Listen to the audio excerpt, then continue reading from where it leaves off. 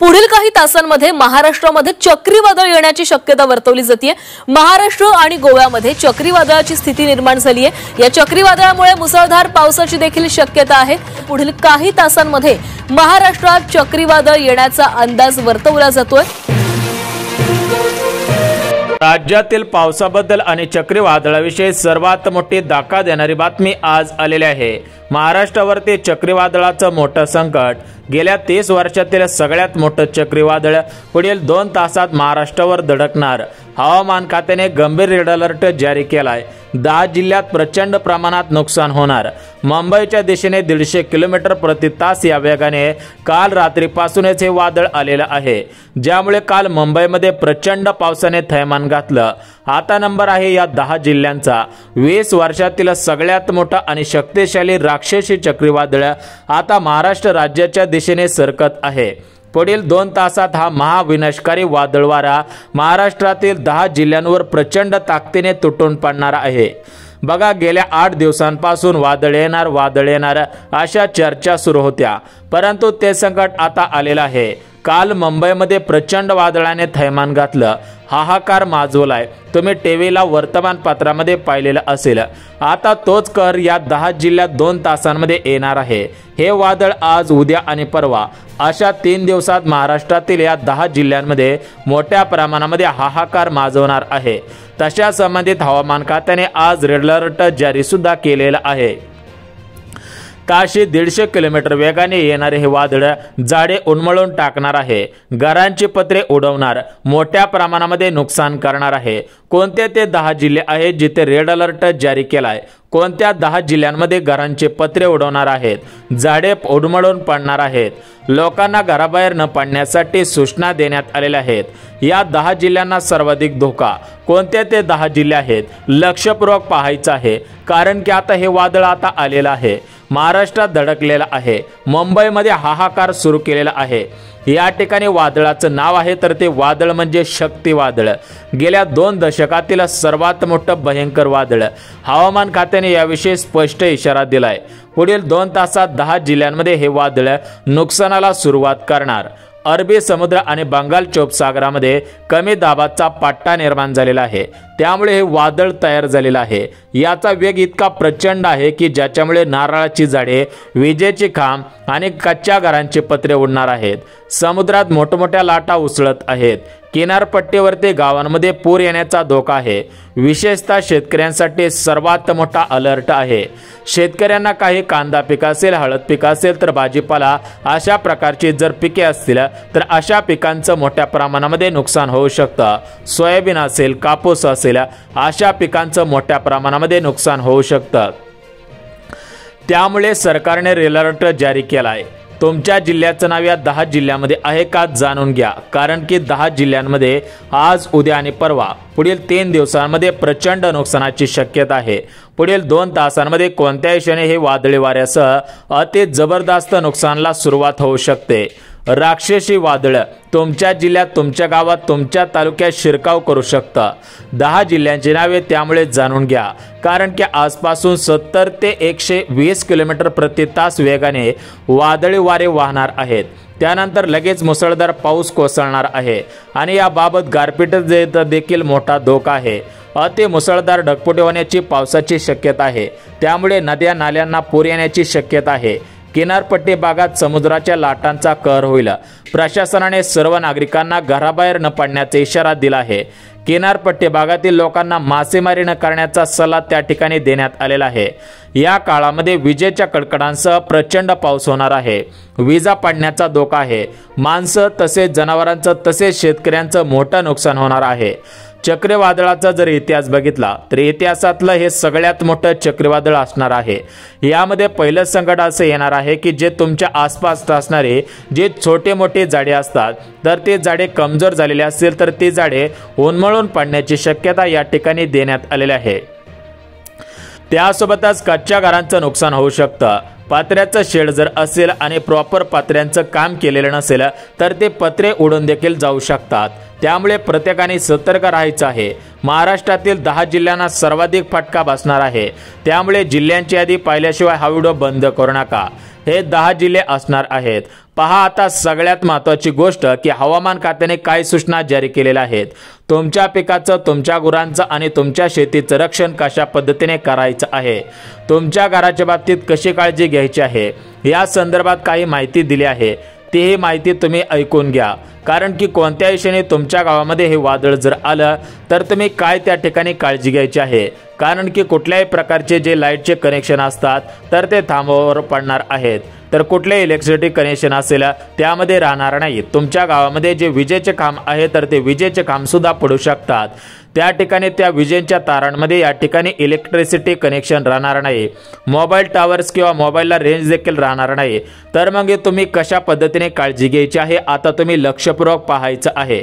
तर बघा, तुमची जर घरे पत्र्याची असतील, छापराची असतील आणि तर या ठिकाणी ती जर उन्मळून पडू शकतील अशा पद्धतीने जर तुम्हाला वाटत असेल तर तुम्ही तुमच्या पत्र्यावरती वजनदार काहीतरी वस्तू ठेवायची आहे, छापरावरती काहीतरी वजनदार वस्तू ठेवायच्या आहेत। त्यानंतर जर तुमच्या घरामध्ये गॅस सिलेंडर असेल किंवा तो गॅस सिलेंडर आता संपत आलेला असेल तर या ठिकाणी तुम्हाला एक्स्ट्रा एखादा सिलेंडर आणून ठेवायचा आहे।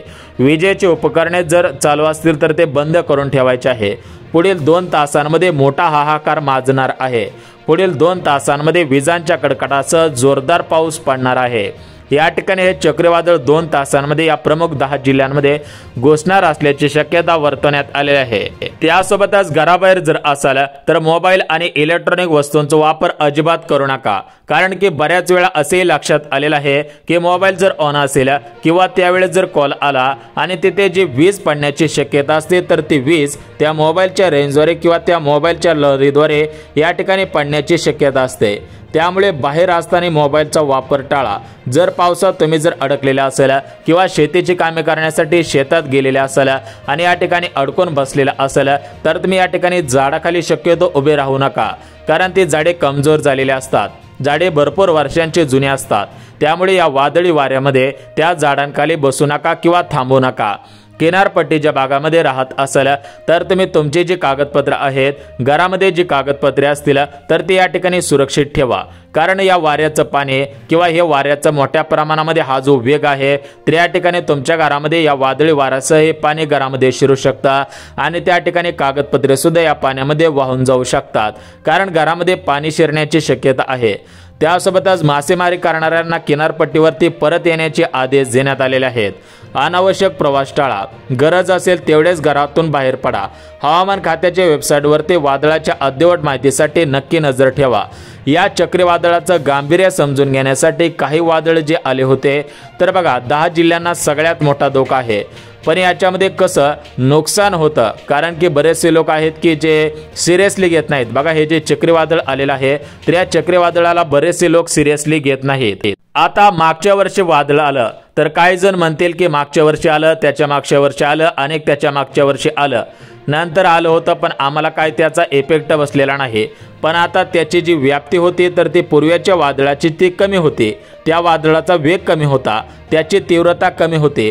2019 मध्ये जर बघितलं तर कोकणात केळ नावाचे एक चक्रीवादळ आलेलं होतं, तर त्या वादळाने रायगड आणि रत्नागिरी जिल्ह्यातील शेती पिकाचं मोठ्या प्रमाणामध्ये नुकसान केलं। जे हा व्हिडिओ पाहत असतील आणि ते रायगड जिल्ह्यामधून असेल, रत्नागिरी जिल्ह्यामधून असतील तर त्यांना हे 100% माहिती असेल।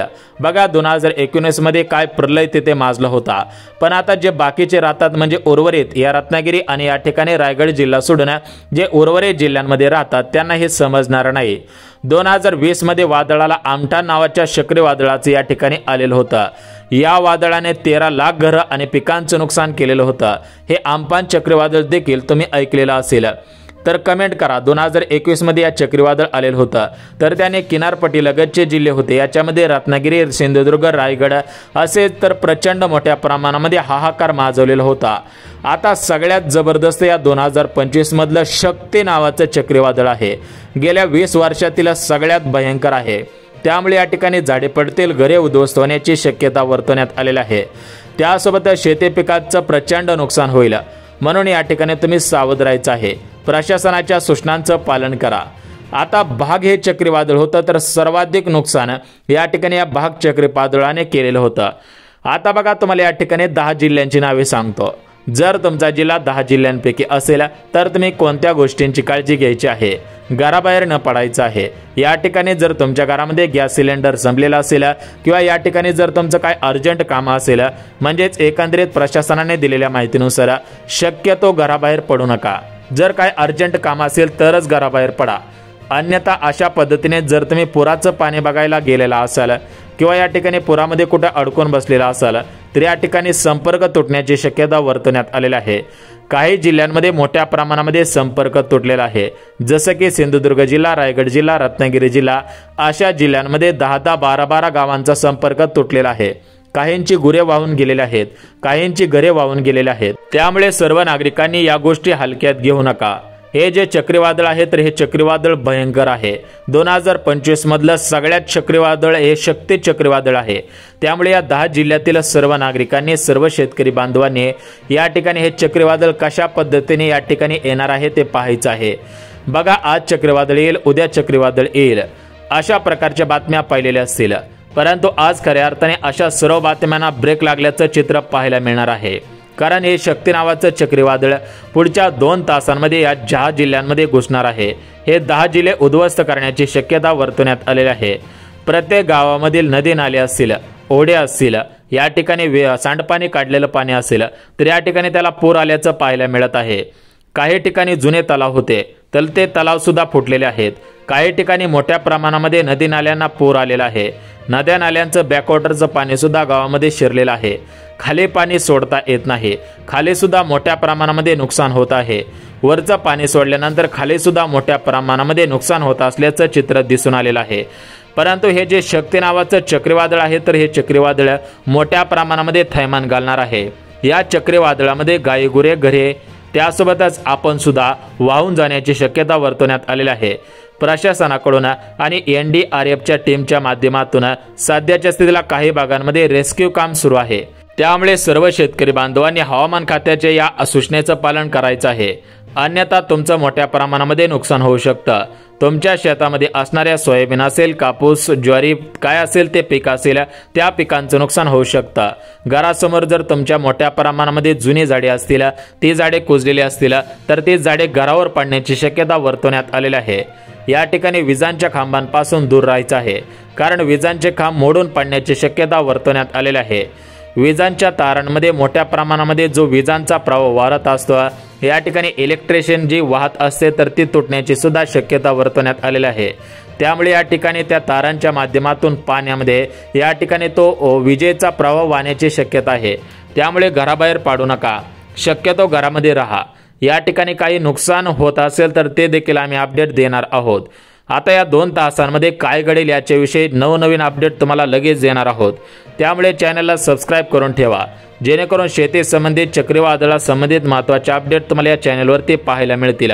हवामान विभागाने मोठ्या पद्धतीने मोठ्या पावसाची शक्यता वर्तवलेली आहे।